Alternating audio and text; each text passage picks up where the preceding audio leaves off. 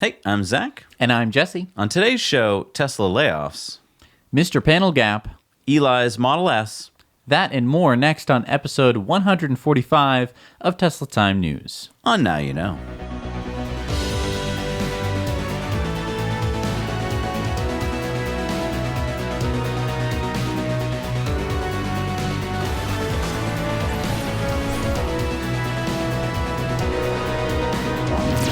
Brought to you as always by our amazing Patreon patrons who make this show possible every week. And sponsored by our friends at the solar-powered hotels in Schaumburg, Illinois, both the Fairfield Inn and Suites by Marriott and their sister hotel, the Town Place Suites Hotel, right next door, both solar-powered. And as Amazon associates, we earn from qualifying purchases. Yeah, I'm so proud of EcoWare this week and our fans who have been helping us. You know how we plant a tree for every purchase? Well, we have hit our first milestone. We've helped plant 100 trees in the Amazon rainforest. Now, many people have asked where exactly we're targeting. We are helping our partner One Tree Planted in the Peruvian Amazon rainforest. This area has been identified as a high-risk zone for deforestation due to unsustainable agricultural practices in the region.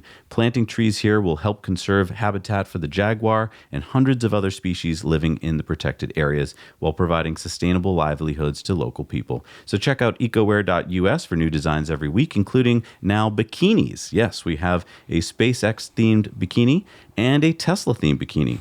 Everything that we make is carbon offset for the whole life cycle of the product, and it helps support us here on Now You Know. Ecoware.us, sustainable fashion that makes a statement. All right, let's get to it. All right, let's cut over to E for Electric's Alex and our buddy Eli and find out what's going on with them. Hey, Zach and Jesse, this is Alex with E for Electric, and guess who I have right here? It's Eli with my Tesla adventure. How you doing, man? Doing great, Alex. All right, well, the reason we have gathered you guys here is because of not really what's going on in the foreground here. It's about what's going on in the background here. Why don't you introduce us to your new love of your life? Oh, yeah. So standing here behind us is my brand new Starship. This is the P100D Model S Raven Refresh, the new one that everyone's heard so much about, the 370 miles for the long range, 345 miles per performance, but also the car's got more performance. Well, so tell us, let's talk about some new specs and how are you feeling them? Because you can't see them, you can only feel them. Talk about that. So where I really felt the new specs, the new performance, which by the way, I love that Tesla didn't tell people what the car could do now. They left it for me to go find out. I took it right from the factory. I think it only had like 100 miles on it. Took it to a supercharger, towed it to a drag strip, and on stock tires, no modification, pulled a quarter mile in 10.6 seconds, and also did a 0-60 in 2.3. And that's pretty much the record for all Teslas ever. For a stock Tesla, especially. And then I went and did it again the next week with Arachnids on. I just switched it to Arachnids, even stock tire pressure, and did a 10.5 quarter mile. I missed that one. All right, but other than insane acceleration, what are the other things that you're enjoying right now? I'll tell you what, the build quality of this car is better in every way than my car that I got 2 years ago. And that's really noticeable when I got back in my other car to move it, getting ready to transfer, that I'm like, the door makes more sounds and the seals don't work as well. And so the build quality is a lot better. But also, this new smart suspension is really cool. I've gone and done some real hard performance driving around some windy, turdy, roads and stuff with talking the pedal all the way down going through these roads. And it was cool to feel the way that this car handled it versus my previous one that didn't have smart suspension.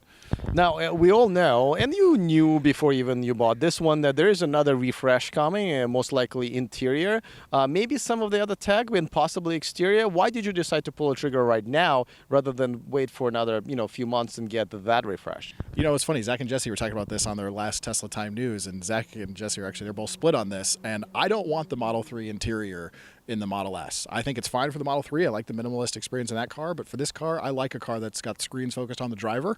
So this was the car I wanted. Even if the next one has a little bit more range and a little bit more performance, which I think is still to be seen. I don't think those updates are going to come together. This is the perfect car for me. So it's going to be probably another 5 years before Tesla has done something so different and so much more performance that I would not want what I've got here. There you go. I can't agree more. I think this is, we're literally looking at the car that's probably the best Tesla ever made and probably will be in the next few years because I'm not really digging that Model 3 refresh inside. I hope they change their mind. So there you go, guys. This is just two guys talking, but of course we want to hear what you have to say about this. And I don't know if you've had a chance to test drive this, but if you do, definitely enjoy because it is the best car in the world, if you ask me. You agree? Oh, 100%. All right, guys, back to you. 2.3 seconds? Yeah. I mean, it's just, That's 0.4 seconds away from roadster time. I know. It's just stupid fast. All right, so this is really terrible. This is somebody caught on Tesla Sentry mode taking off people's lug nuts in Norway. So the owner of this car, Keys Ilhug, he's a doctor, he owns a Tesla. He looked at his video footage after this incident happened. So he said, it could have gone really wrong. If I had come up to speed, the tires would have flown off and the car could have hit others along the way and potentially killed people. He said, I drove a few meters and felt something was strange, and in the mirror I saw that the rear wheel was falling off. Wow. So when he examined the wheels, he saw that 4 out of the 5 lug nuts were screwed out of the wheels, and the last nut was very loose. So I have a question. Okay.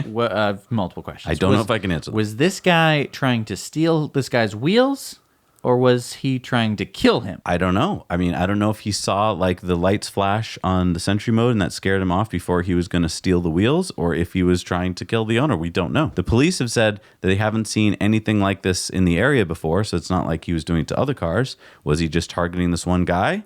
Was he just not like Tesla owners? Or like you said, was he trying to steal his wheels? It seems like a dumb way to steal wheels. Wouldn't you jack the car up first? Would have to jack up the car first. Maybe he didn't get that. Maybe he was going off to get his jack. And he just never came back. Maybe he forgot. I don't know. Is this attempted murder? Is it attempted? It's attempted something. He tried to do something. Yeah, I mean, and we got him on tape here. It's going to be pretty easy to find him, I would think. Well, he is wearing a mask, which is Sentry Mode's downfall. Yeah, that's true. If you're wearing a mask, not much you can do about a camera, but at least I don't know. That's some dangerous stuff. All right, so look at this tweet here, Jesse, from Value Analyst. Says, things are about to get interesting. So what's this talking about? It's talking about how much Tesla is shorted. When this was tweeted, Tesla short interests were about $9.94 billion US dollars, which was about 35% of the stock. About a third of the stock, more than a third of the stock, is being shorted.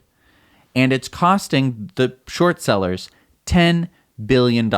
Yeah, and then this tweet here went out to Elon and said, 35% of Tesla shares are now shorted, and Elon got back and said, strong incentive to make up and promote negative news. I can't seem to stress this enough with people. It's hard to explain short selling, mostly because we're dealing with the stock market. No one knows how the stock market works. So maybe a little refresher is in order. It's normally a normal investment tool. If you think that a company is overvalued, you sell it now and buy it back in, say, 3 months.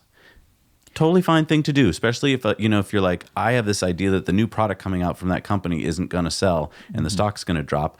I'll sell it today before the stock drops and buy it back later. It's kind of a weird thing, though, because most of the time you can't sell something if you don't own it. Sure, you're basically agreeing. You're borrowing it to sell it. It is weird, but here's the weirdest part. This is not normal short selling. We call them short sellers, but that's not what's going on here. Because let's put it in perspective: $10 billion of stock being shorted. You couldn't get a normal investor to agree to take so much of his portfolio and short this stock. Why? Because this isn't a fly-by-night company. So Elon has accomplished almost everything he set out to do. And every time there's a FUD attack on, this company's not going to be able to deliver cars, they deliver cars. So I can't imagine that all of these intelligent investors out there are going to risk so much of their portfolios on shorting the stock. Now, you might risk a small percentage on the off chance that Tesla goes under. And I mean, stock trading is a risk. Right. I mean, tomorrow any stock could just plummet to zero, or if you're shorting stock, could go higher, and then you have to buy it for more money. Right. So it's a very risky business, but you diversify. You do not pour $10 billion into shorting a particular stock. Well, you know who would? Who? My conjecture is that big oil makes about $200 billion a year. For them to take $2 billion, which is only 1% of what they're earning every year, and to throw it at shorting Tesla stock, which thereby drives it down and can drive others to get into the shorting business. And that's just a guess. It's easy to think that they could take 2%, 3%, 4%, or whatever. For them to throw billions of dollars into shorting the stock is a good investment on their part. It's just like what they spend on advertising.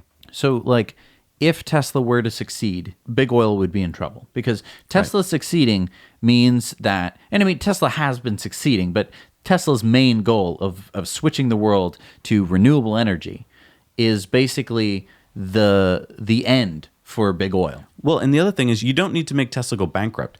You can also just slow Tesla down. Right. If Tesla stock was where it should be, in my opinion, up in the $600 a share, $1,000 a share, they would have the ability to build way more factories. There would be a factory in Europe right now. Right. There would probably be more factories in the United States. So they've been slowing them down. That's all they need to do is slow them down, give them more time to get oil out of the ground.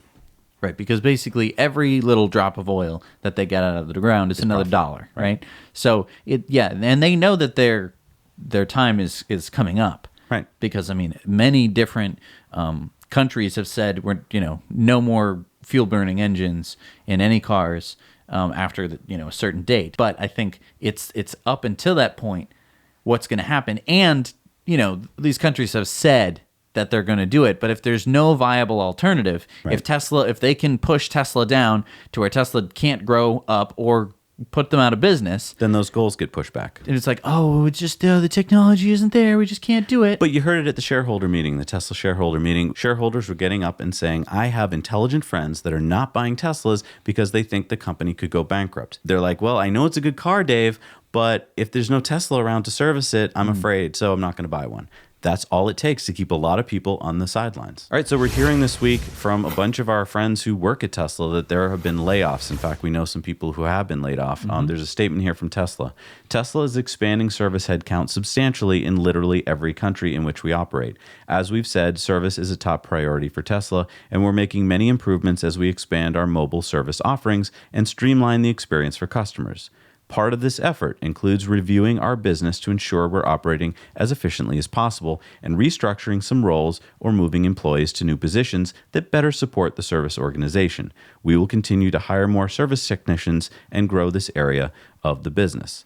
Okay, so they're hiring more service technicians. That's great. And then the restructuring, which actually just means firing. Right. Other people. They're firing basically all throughout the U.S. at least, we're hearing, and a lot in Europe too. They're firing a lot of the customer-facing people. So people who would, take your phone calls, people who would help you with a problem that you're having with your car, they're firing them. And I've got some problems with that. When we heard Elon talking at the shareholder meeting, he mentioned that there were 4 areas he wants to improve upon, one of which is service centers.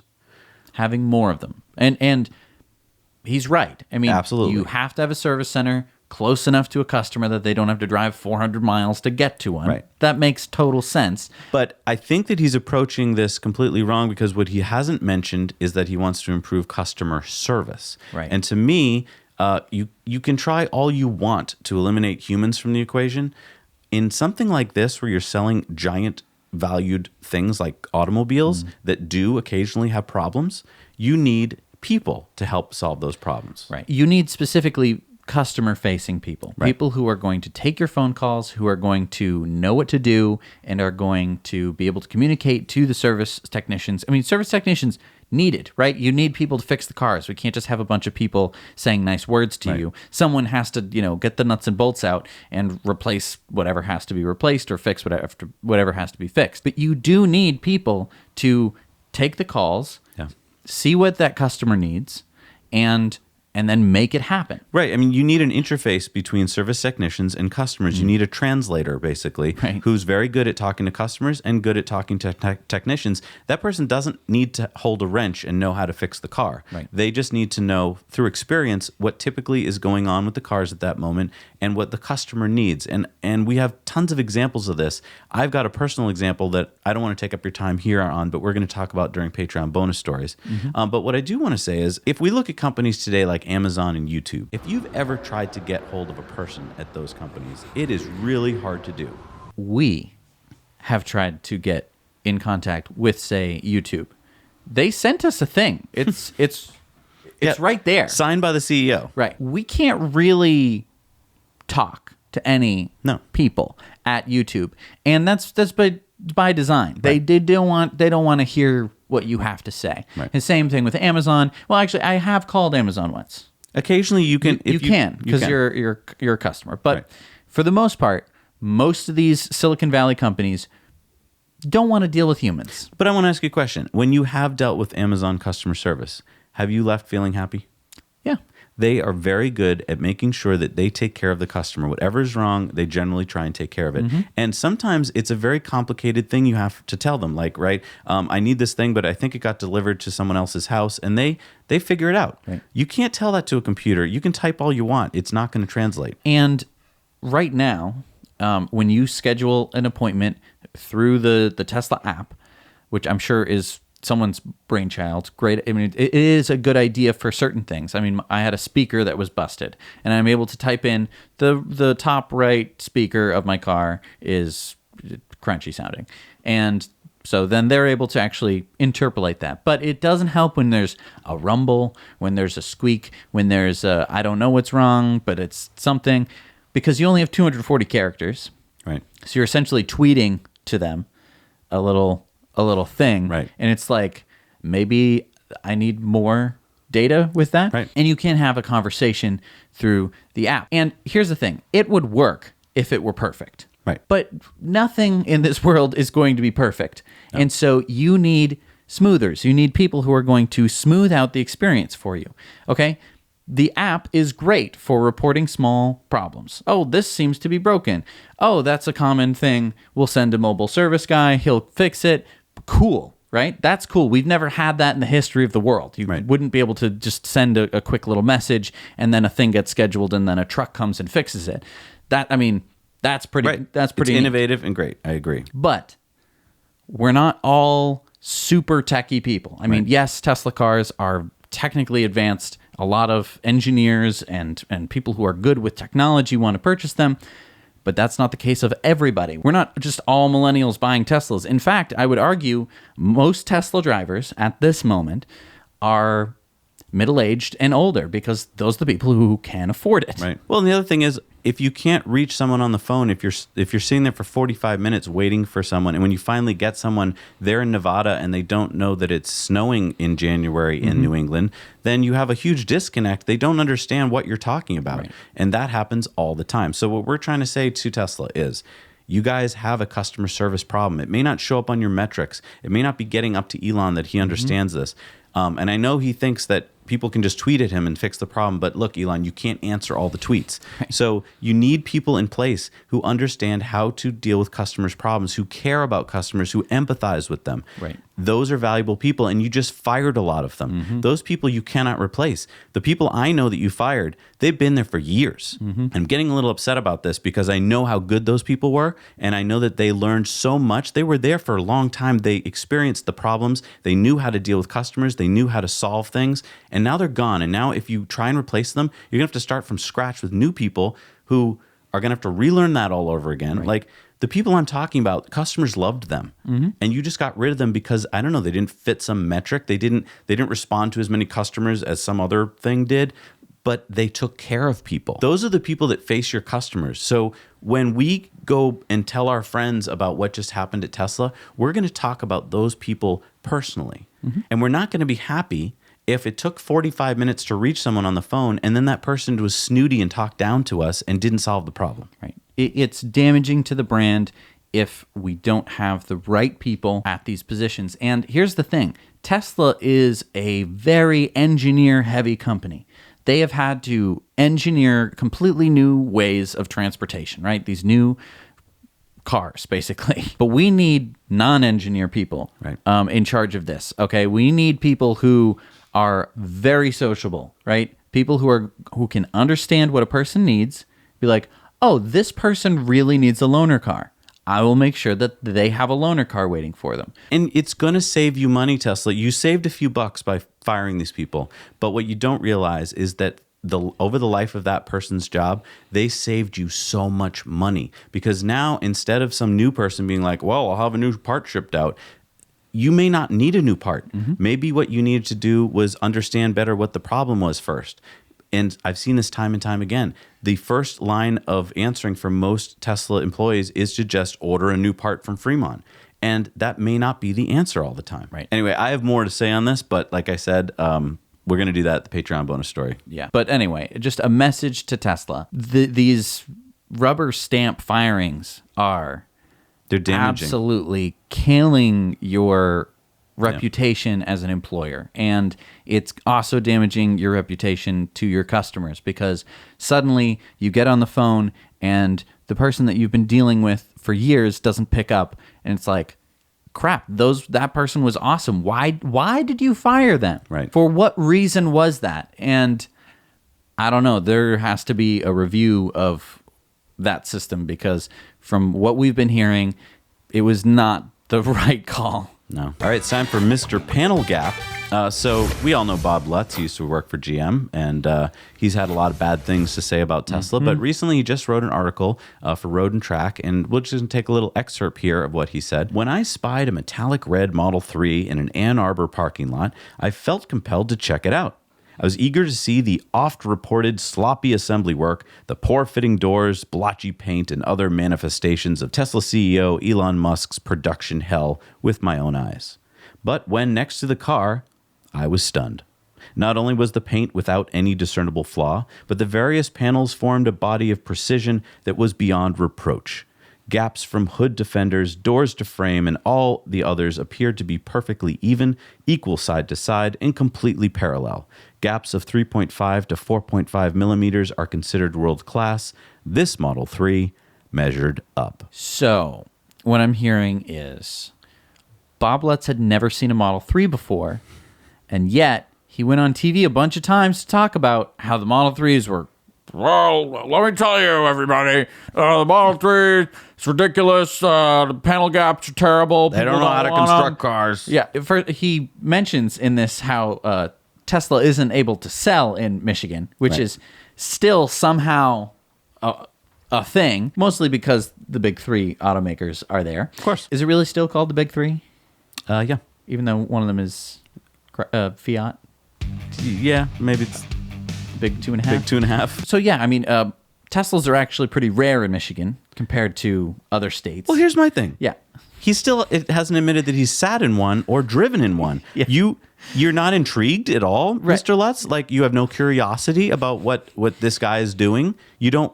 It's very talented. You're a car guy? Very, No, but let me... very talented. You're a car guy, so I assume you've driven in probably every car you can get your hands on. But for some reason, this car, the best-selling car in the world practically, and you're like, unless it's in a parking lot that I happen to be in, I'm not even going to look at it. Right. So, and let me just, so he knew that it was gaps of 3.5 to 4 millimeters. Now, he might have a really sharp eye at, how old is he? Like 85? Yeah, maybe he walks around with a thickness gauge in his So pocket. he's walking around with a thickness gauge Probably. on someone else's car? Probably. That would not be, if I saw anyone. If you've got Bob Lutz on your Sentry Cam, please send us the footage.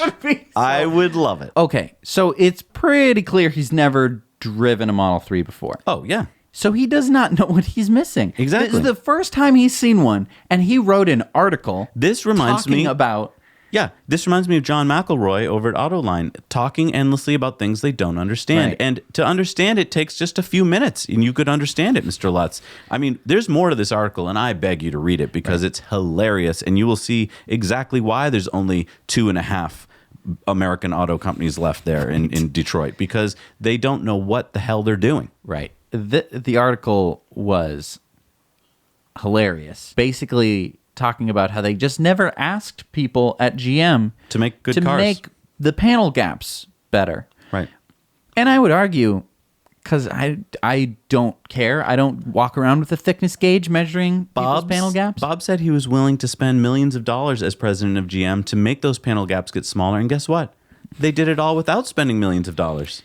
All they had to be was asked properly, Bob. Well, wow. first they were humiliated by Japanese, Koreans, and Germans into doing it, for the heads of the departments to start doing it. Maybe he should have done what Elon did, which was to actually get on the assembly line and help out. Yeah. We are so lucky on this channel to have so many amazing viewers. Well, Part-Time Crazy is just another one of those that's an amazing viewer. He's in Germany, and he gave us this really cool update for you folks. Zach, Jesse, Part-Time Crazy here. Want to bring you some news out of Europe. As you can see behind me, something happened recently that none of us in the electric community would have thought possible anymore. A legacy automaker actually advertising electric cars.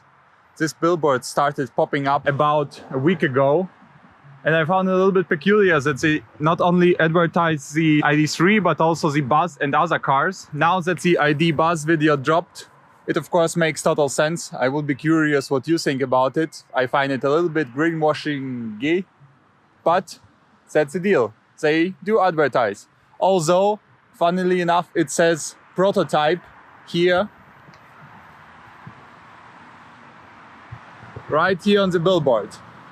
In other news, the local utility advertising rental charging stations, so wall boxes for apartment buildings.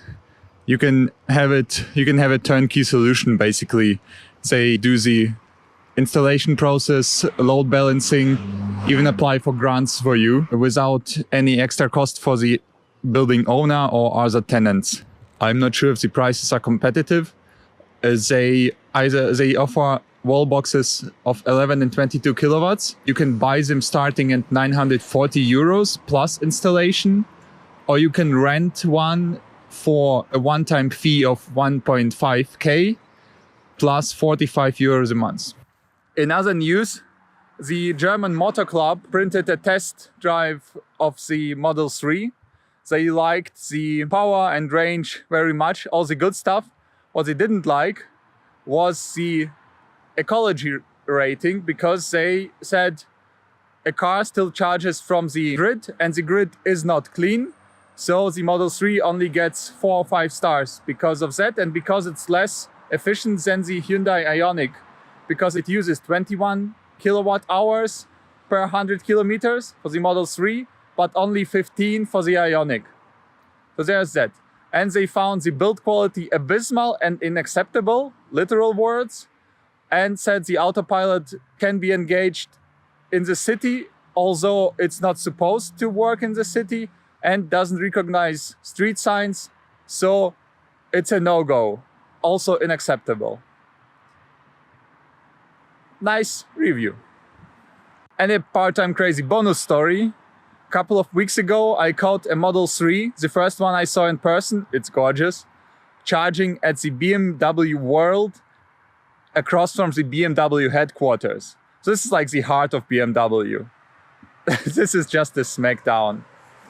We like BMW here. It's the backbone of the city, but they f***ed up. That's for the news out of Europe. Keep up the good work. Now you know.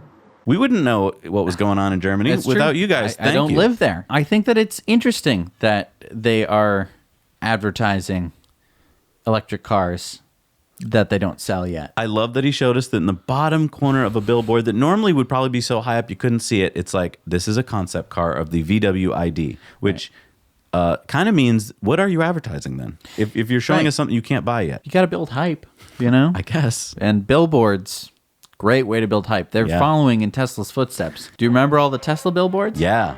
Wait, what? What century are we I in? don't know. Is this how we advertise cars? Is still through billboards? Look, but I think it's cool that they've got these rentable electric car charger things. That sounds like a moneymaker. Yeah. Renting something that costs a few $100s. Well, okay. Okay. All right. It's time for The lightning round.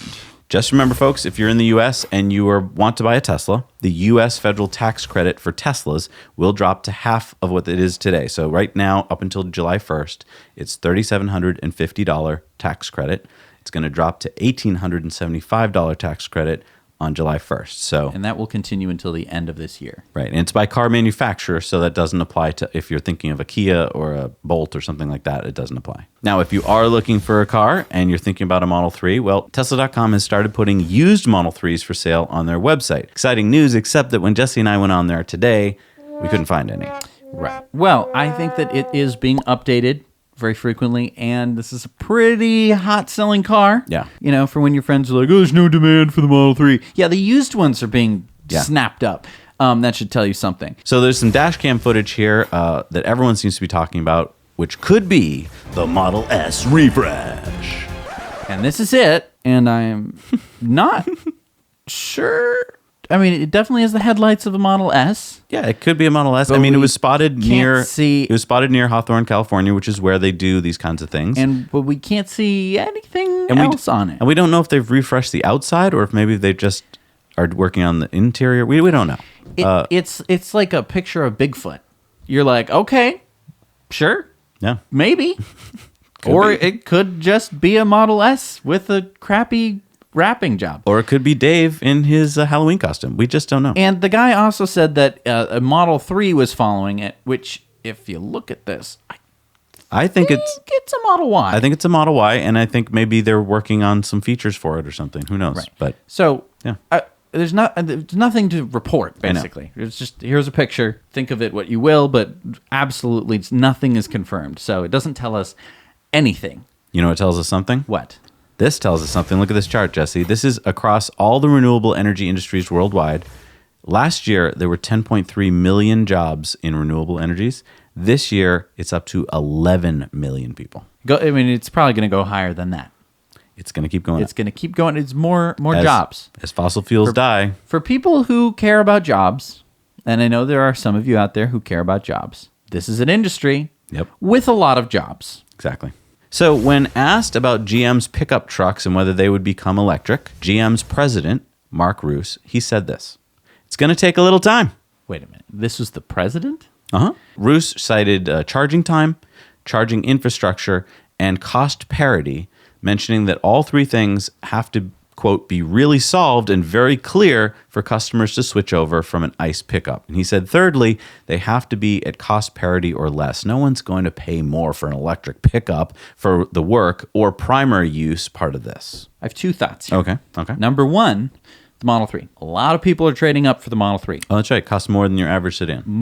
Yeah, it costs more than your average sedan, but the people who are trading in their vehicles are trading in non-premium vehicles. Vehicles that cost nowhere near what the Model 3 costs. Why would they be doing that? Could it be that they, A, really, really want one, B, cost of ownership is much lower on the Model 3. In fact, it is lower than a Toyota Camry. Maybe an electric pickup truck might have a bit more energy efficiency and therefore cost less to run and might have less maintenance and therefore cost less. I think that anyone who uses their truck for their business or it's their primary mode of transport and they also feel that they need to have a pickup truck bed in the back of their truck is going to sit down, is going to take out a calculator and calculate it. I think maybe we need a tool out there that you know, in the future, when there are electric trucks as a possibility, you can use this little tool. You say, how far do you drive? Where do you live? How much do you pay for electricity? Here's how much you're going to save every That sounds way too complicated. I'd much rather do this. Why are you, how, why, what? This is much more entertaining than thinking about costs of trucks and stuff. These are some of the new games that are coming out for the Tesla. Cupheads and Beach Buggy 2, which the cool thing here is that it features Model 3, Model S. You can drive those, and it's two-player. How cool is that? And you can use the steering wheel and the brake. Although, according to Elon, you can't use the accelerator because that would be dangerous. And also another game coming is going to be Fallout Shelter, which I don't know if you remember when Fallout 4 came out, it was also like a phone app. Oh, and it was like a game that you'd play on your wrists, like on that No. thing. The computer on your wrist?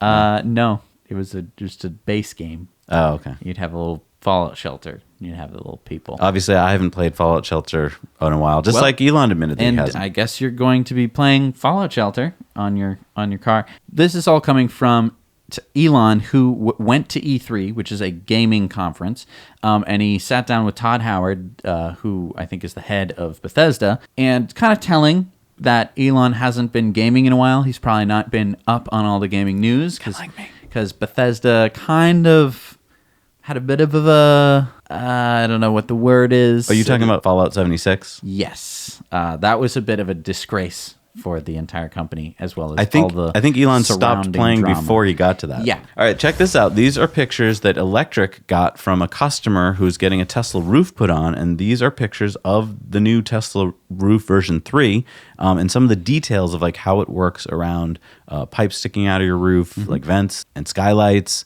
and all sorts of details of like when two roofs meet. Pretty cool here to see that they've obviously you have to come up with solutions to all these things. Yeah, I think it's interesting because there were a lot of unanswered questions. I mean, for someone who has done roofing work before, I kind of have an understanding of like, okay, once you get to this part of the roof, you need to do this and that in order to make sure that the water doesn't get into your house. One question that I have, could they put heating elements into the solar powered roof? Brilliant. Version 4 should have heating elements. As a person from New England, They don't know what you're talking about on the West Coast. So let me just translate for you in Tesla. Anywhere else in the Tesla, world. snow come from sky onto roof And cause big problem. yeah, I mean, just picture this for a second. Yeah. Don't even heat the whole roof, right? You just have your just app. the valleys. It just shows Oh on your my app, and you God. just choose which Okay. shingles to turn on. Tesla, VP of roofing right here. I'm just saying you could eliminate ice dams. It Yeah. would be the coolest. You know how thing. many roofing companies right now are about to storm you right now and like kill you because that's their bread and butter right there. You think the roofing companies? I Yeah. think it's the guys up on the ladders with the hammers in the middle of the winter. We brought a jackhammer onto like a small electric jackhammer onto Yeah. our roof one year because it was just Forgot so about that. bad. Yeah, I forgot about that. That was really crazy. People who don't live in New England are supposed to be What like, are you talking guys about?" are crazy. Why do you live There's there? some guy in Spain who's like, "What? What? What? Why do you live there? Come here." What's the matter with you? No, but it makes you a better person, right? Does it? I don't know. You know what does make you a better person? What? Is submitting video contributor stories to this channel. We're going to play 2 today. So if you've got some story that's happening in your neck of the woods, please go out there and shoot it in landscape. Do a little editing if you'd like to. And, well, let's see what we got. Hey Jack and Zessie, my name is Martin. Today I wanted to show you guys my new scooter. It's a new N1S. I'm from Germany, by the way. I think I didn't say that. It has a range of about, I don't know, like 65 kilometers, maybe 70, if you're a bit conservative, while driving, I mean. So, this thing has a not the best amount of space in it. So, my helmet, for example, it's a pretty big helmet, I have to say, but it doesn't fit, which is not a problem. So, it's whatever. But the space, I've definitely seen some more space in a scooter. Plus you have this little pocket here, so your items out of your pocket don't fall off while you drive. Yeah, in general, I just love this thing, man. It has a great app. I think in Europe it costs about 2,800 euros, and in the rest of the world it's like 1.5k. I don't know why, but it's not going to stop me, right? And I saved about, I don't know, like 200 kilograms of CO2. That's at least what the app says. And yeah, I love your guys' work. Keep it up. And I'm out. All right. Well, thank you, Martin. That was Martin and his Neo electric scooter. And that's it's really important to note that if you want to get a scooter, there are electric options out there. And like I promised, we got a second one today. Today I'm going to show you how fast we can charge in Europe. Let's go right into it.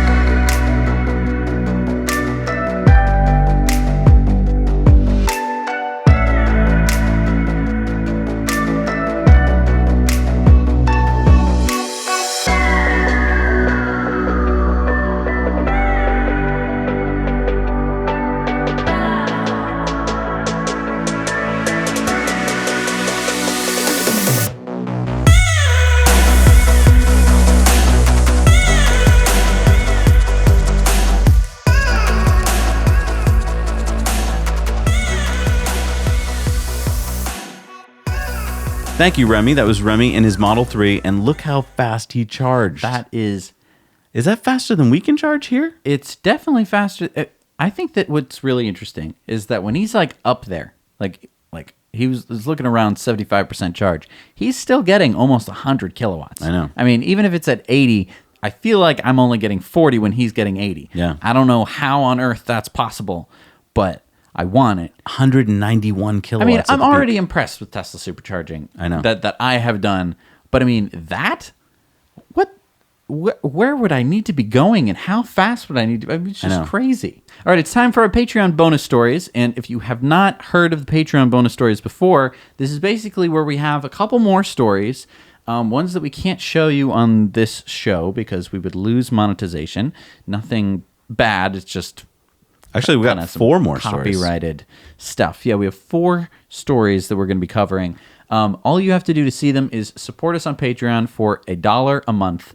And this $1 gets you pretty far because that's 4 Patreon bonus stories in a month. And the Patreon bonus stories usually contain multiple stories, which means that buck takes you quite a long way. I mean, that's like... You're going to know a lot more than the other people know. And very true. All right, so we're going to go do that and be right back.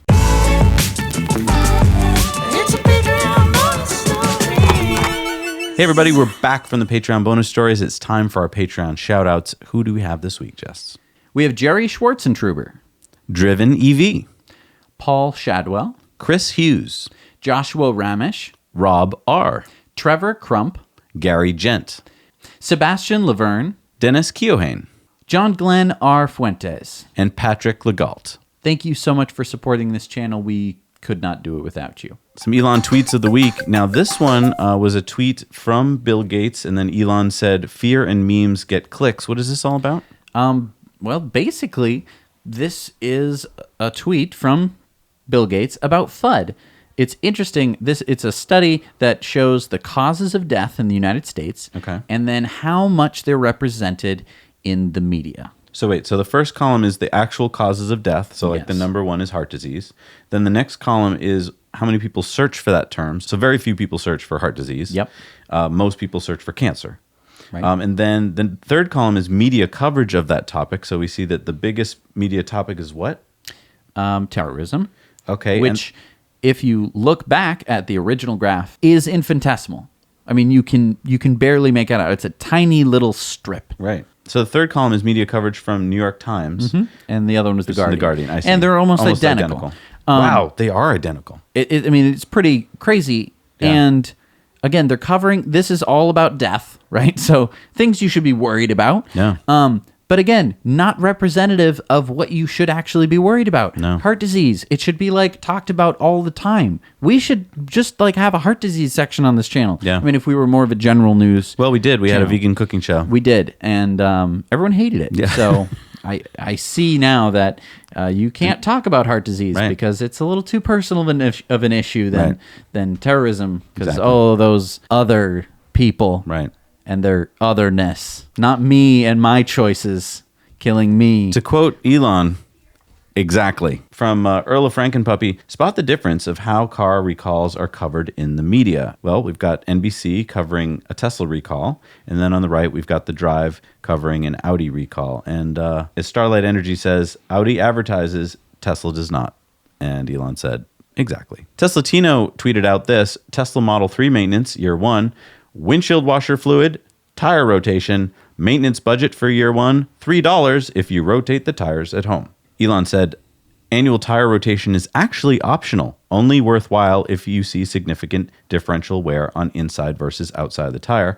Abbreviated review said, why didn't you make washer fluid work by collecting and filtering used fluid?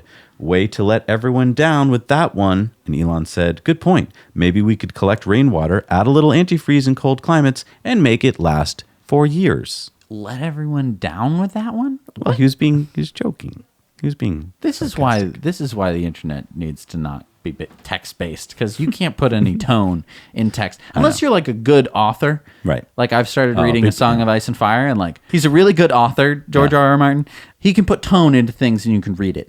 But these tweets, if you 240 only characters. Yeah, if you only gave Martin that many characters, you'd be in trouble. I mean, he does have about 240 characters in his books. Got me. You got me. Everyday Astronaut said to Elon, there was a big old roll programmed into today's SpaceX Falcon 9 flight. This is in direct contradiction to what I thought happens with most Falcon 9 flights. Elon, what was the reason for this roll when the F9 can navigate 3D and doesn't usually roll a line to its azimuth? And Elon said, fun. I think I know what this is. Okay. I just remembered. I was watching it live. Yeah, I remember the roll freaked me out because we've seen a roll before where And it was a failure. where the pumps had failed Right. and the grid fins were stuck. But this roll, it seemed to correct, and then it landed. And when it landed, the SpaceX was perfectly. Are you up telling and me down. that was to line up with the X? I think it might have Oh my been to gosh. do that. Wow. Which is some pretty freaking awesome stuff. Wow. Elon got tweeted this from Mike. It says, any plans to make the all-wheel drive Model 3 more accessible for us middle-class folk in the snow belt? $399 a month lease is good, but rear-wheel drive isn't. And Elon said, rear-wheel drive with all-weather tires works great. Tesla traction control is an order of magnitude more precise than gas diesel. Really helps to have Newton and Maxwell on your side. Now, Martin, God of Mars, said, Maxwell the guy or Maxwell Company? Elon, wink, wink. Winky face. This could mean something in Elon speak. could. Don't know. Oh. Just pay attention. Now, Maxwell's the guy who discovered electromagnetism, Right. which obviously is in Teslas. So Yep. they already have Maxwell in there, which is cool to have Tesla, Maxwell. All right, it's time for community mail time. Yeah. Our buddy, the CEO of Svea Solar, Eric, met him on the Euro road trip. He just got his Model 3. Nice. Says he doesn't normally look so spiffy, but he dressed up for the occasion. Our friend Charlotte, remember she does the EV thank you cards? Well, she went to the Fully Charged Live event in Silverstone and gave out all these cool thank you cards to everybody. So thank you, Charlotte, for making everyone's day.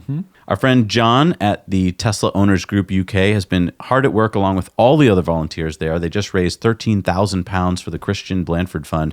This is a registered charity, and they are giving little mini Tesla cars to kids at hospitals. So if you want to help them out, they've given over 160 cars so far to hospitals all throughout the UK. There's a link below where you can give some money to help them out. And our buddies Constance and John just got their new Model 3. I love these photos, by the way. If you've got your new Model 3s or S's or whatever, send them on Yeah, in. we would love to see them. And our friend Yehuda just wrote about this. She writes us that when she searched on Google a few months back, she found that Google's info card about the Model S's range was wrong. She reported it to Google, but they still haven't changed, and she's worried that when people go find out about the Model S, they might, search Google first and find the wrong info. So everybody, go report to Google that they have the incorrect range there. The top range for the Model S is 370 miles. So take that, Google. And this is from our buddy Joe. He was driving along Route 66 in Sapulpa, Oklahoma, and he came across this really cool charger, a destination charger. Right next to it looks like a giant gas pump. right, which is at the Route 66 museum. All right, it's time for our on-air question. All right, so EV Calc has a question for us. His question is this. Robotaxi the savior? I am so fascinated by the new possibilities that Robotaxi will open up for us, but at the same time, I fear that Robotaxi will not solve our basic problem of congested roads. On the contrary, especially in countries with a good infrastructure of public transport, cheap transport as a service could result in an additional shift of passenger flows from rail to road and make our traffic problem even worse. What do you think? Well, the short answer is go to our Autonomous Driving Future series. It's a 10-part series where I think I answered this question. I personally think that we don't see the whole problem. When we think about robo-taxis, we think, oh, well, it'll be cheaper and easier, so more people will get on the roads and there'll be just traffic everywhere. We're not thinking of all the things that are going to be solved by robo-taxis. So the first thing I want to point out, traffic. What causes traffic? Is it just cars on the road? I don't think it is. I think a lot of traffic is caused by the fact that humans are driving those cars. Right. It's a mixture of how the roads are built, but it is also how humans interact on those roads. Every time a light goes from red to green, there's a reaction time. People need to accelerate. People don't accelerate all together at the same speed, so the slowest person in the front dictates how slow everyone else is going to go. Many of our road structures have to be designed because humans are so bad at driving. Right. So we design like rotaries and stuff, which work well for human drivers, but aren't necessary for robotaxis. Robotaxis can do an intersection like this. They don't need to stop and go lights. They can just be like, oh, I know where that car is. So Right. you can have intersections with just cars flowing through it all the time. So I think there's so many things like that are going to be happening. Also, speeds of cars. When you're driving in a robo-taxi and all the cars on the road are robotic, then they can travel at wicked high speeds, which means you can get where you're going so much faster. So if you can get there twice or three times faster, that means that there's less cars on the road. Right. Now, I'm going to play devil's advocate here. I'm going to say, worst case scenario, you have this perfect utopian place with no traffic. but and lots of great public transportation. And here comes the robo-taxis. We haven't finally gotten to the full autonomous driving future where all the cars are autonomous. And so you have all these people who now want to take these autonomous taxis, and now they're going to fill up the roads and clog the roads. And there's still humans. There's still all of these terrible, efficiency-wise traffic creating scenarios. And here's my answer for you. Because this probably is going to take a decade or two to be solved, at the same time, you're having the Boring Company, which is making tunnels. And as soon as a city realizes what that tunnel can do, they're all going to want these tunnels. And that company can actually be scaled. It's not like they only have one tunnel boring machine. Right. They'll be able to scale up and start drilling tunnels everywhere. Once you take 10 or 20% of the traffic off the surface roads and put it below, you're going to dramatically lower traffic. So short answer is, I do think that robo-taxis is a big solution to the traffic problem. Right. In places that do have really good public transportation, Uber has come and it hasn't really made too much of an impact on places with really good public transport. But there are a lot of places in the world where there is not good public transportation. Right. Everyone has to own a car. And when everyone has to own a car, they all have to go to work at the same time. That all causes traffic. I think that it's a multi-phase solution. The data we're getting right now is only looking at the first couple of years of Uber and Lyft, and that's mixing human drivers still with other human drivers. It's not, there's no robo-taxi data yet. So Right. I think, and go watch my series and see what you think. Yeah. All right, we got the results of the Patreon poll this week, and our question was, do you think JB is leaving Tesla? What do people say, Jess? Most people said that he is here to stay. That's what I like to hear. Which is I think they're what right. I thought. And it's time for Supercharger reviews. Remember that you can go out there and shoot them for us. We love it when you do. We're the only place on the internet that we know of where there's a map of superchargers and video reviews of them, including destination chargers. So let's see what we got this week. Good evening from Wodonga in Victoria, and this is a Supercharger in Wodonga. It has 2, 4, 6 stalls. Not many shops are open here because it's a night time. I'm sure during the day this local plaza here is pretty busy, but it's all closed now. So it depends on what time you get here. You should be able to get some food during the day, or at least toilets at the back. Hi, Zach and Jesse. This is Steve from Tokyo. Today I am at the Yokohama Tesla Service Center. They have 4 supercharger stalls, and then 4 more destination chargers out there. They have free internet, a toilet, a lounge, but because this is in the middle of the industrial area, as you can see, there are only factories here. So not much to do except for charging. Hi, Zach and Jesse. This is Henry from Fuengirola. I'm standing here in the subterranean parking space of El Corte Inglés, which is a huge supermarket chain in Spain. We have 3 destination chargers here. Not many Teslas yet driving around in this zone. It's a small town. I give it a 2 out of 10. Okay, see you soon. Bye. Hey, Zach and Jesse, this is Brian coming to you from Burlington, Washington Supercharger. It's an 8-stall supercharger. There's a Fairfield Inn right here. There's a Bob's Burger and Brew, which is a local chain of restaurants, really good food. We have a Jack in the Box over here, and it's really close to I-5. You can see I-5 right there, so the access is really easy. I'd give this a 7 out of 10. Man, that's so awesome. It's nice. When we have done our road trips, we did not have this map. We did not have any supercharger. We didn't know what the superchargers were going to look like before we got there. Where they would be. We could check on Google Maps, and we could say, okay, it's near this, it's near that. I have a general idea of what it is. But actually being on the ground, not looking down, looking out, you can be like, oh, that's a nice place. And also, oh, that's a sketchy place. Make some suggestions about places that you like. Like if there's a great place to eat, like tell us about it. Mm-hmm. All right, so what do we got for new superchargers this week, Jess? Number 455 in Europe is the 8-stall in Charleville-Mézières, France. Ooh, I think you did a great job on that one. I don't think I did. There's an 8-stall 150 kilowatt in Olathe, Kansas. The 5-stall urban supercharger in Malibu, California. The 12-stall in Yorktown Heights, New York. The 8-stall in Cantabria, Spain. The 14-stall in Busigny, Switzerland. The 8-stall in Dover, Delaware.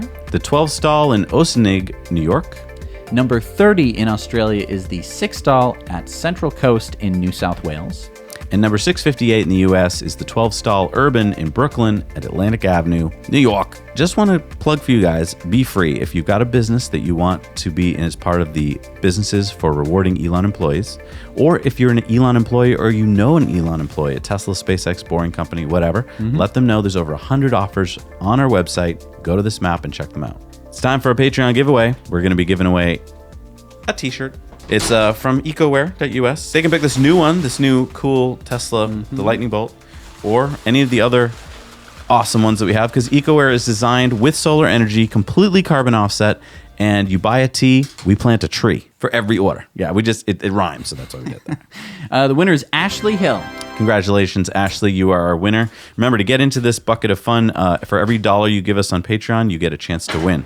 Right, and the cards go back in. Right, so you got another chance You win to again. I think Ashley had already won her name before. does seem familiar, yeah. So congratulations again. I know, you can be a multi-winner. How many places can you be a multi-winner? I mean, the lottery, I guess, technically. Oh, yeah, that's true. I don't play the lottery. I wonder how many winners on the lottery have won more than once, because that would start to get fishy. I've heard about a guy who won it 3 times in a row. That seems I in a think row. he still ended up bankrupt. In a row? I don't. Okay, not in a row. I don't know. But like that seems fishy. Doesn't it? That anecdote that I don't have any confirming sources for. That's how fun does works. sound fishy. All right, thank you so much. You made it to the end of the show. We really appreciate you watching all the way to the end. YouTube cares about watch time now. They didn't used to care about watch time. Why do they care about watch time? Why do they care about anything? What YouTube's making money, so much money. I don't know. They don't spread it around to us much. They've decided that watch time was the important thing. Instead of views, it used to be views, and then it used to be likes. I mean, something's historically got to come along and take over, or like at least start competing with YouTube. There's very little competition. Like, don't you think? Because it's got like what 80% of the market or something. It's got a big. Why are we picking on it? It's our bread and butter here, right? Like, why are we picking on it? It's not good for creators. Like, they don't. The algorithm is not. It's not. I shouldn't say it's not good for creators. It's not. But it's also not that great for viewers, different types of viewers. It's very good for one type of viewer, and let me tell you what that type of viewer is. 12-year-olds. It is excellent for 12-year-olds. 12-year-olds don't, and if you're 12 and you're watching this, I'm sorry, but your brain is not fully developed. I'm sorry. I know, it sucks. Maybe it will be fully developed someday, and you'll understand what I'm saying. But they don't care what they're watching, right? So they just want more of what they want. So wait, isn't that true of everyone? I want more of what I want. Have you ever watched something, right? That you know, your friend sent you, or you were like, oh, I remember this thing from my childhood, and I'm gonna search for it, and I found it. Oh, here it is. Cool. Now we have established that existed. Cool. Excellent. And then you end it. You put it away. And the next time you bring up YouTube, it's like, hey, I heard that you liked Battlestar Galactica from the 1970s. Do you want to see more of that? And you're like, no. I kind of moved on. That was just a funny. Oh, but I see what you're saying. A 12-year-old just kind of wants. It's like, hey, Minecraft video. You want to see more Minecraft videos? And he's like, heck yes. I wonder. Let me ask you. Do you think this affects the development of their brains? Because maybe if they were allowed to see other things, they would develop more. Whereas if they only get that one thing over and over again, and it's not the same creators, right? So it's just trying to make you watch more. That's all YouTube wants to do is just keep watching. Don't stop. Keep watching. Oh, look at this. Look at this. Hey, but how about the subscriber stuff? Doesn't that fit in? It used to. It used to be that subscribers were very, very important. And not anymore. The only way you can see subscribers is if you go to your special subscriber tab. And I suggest you do that. Like, if you have been watching YouTube for a long time and you had a bunch of subscribers back in the day, a bunch of channels that you subscribed to back in the day, they're still there. They're still making content. Oh, and you might have forgotten about them. Because they never come up on your feed. Yeah, good point. And it's scary because, like, the same thing could happen to us. One day you could just go on YouTube and you'd be like, well, especially after this rant you're doing now. I don't see any YouTube video. I don't see any videos probably what's from about now, to happen. Guys. That's super weird. And we'll be in your subscription feed, but no one clicks on that. That's going to happen, I'm sure, because super weird. YouTube is going to be like, oh, hide those guys. They make fun of us. Everyone's saying this. Every YouTuber that I know is talking about it. It's crazy. But the good news is we are not super reliant on YouTube for the support for this channel. Because of Patreon. Because That's of patrons. Only reason. Only reason we're able to stay afloat is because of our patrons. I don't mean stay afloat like we were in trouble, but we're able to grow because of our patrons. YouTube revenue is pretty flat. Yeah. Pretty plateaued. Doesn't matter how many more subscribers we have. It doesn't matter how many great awesome videos that's a really good point, with. because I mean, we've been growing, right? We're at over 110,000 subscribers, and you would think that there would be the same growth rate in YouTube revenue, but it's not. No. It's actually gone down. So they keep paying less and less. Right, for they're views, keeping more money. Yeah. And it's crazy. Yeah. So anyway, thanks for watching to the end, because all of that rant now goes into our little algorithm, and now they're going, oh wow, this channel's really good. Wow, I didn't know that. I don't know what YouTube is thinking, but whatever. It's fine. We're doing great. Thanks so much for watching. Thanks so much for supporting. Keep in mind that and don't forget that In Depth is on Fridays now. It's on Fridays. We forgot to do a good job of telling you that last week, but it's okay, because a lot of people are like, it's Tuesday and the world has ended. We get to spend a lot more time on both shows. Yeah, that's true. So, all right, see you next week, guys. Now you know.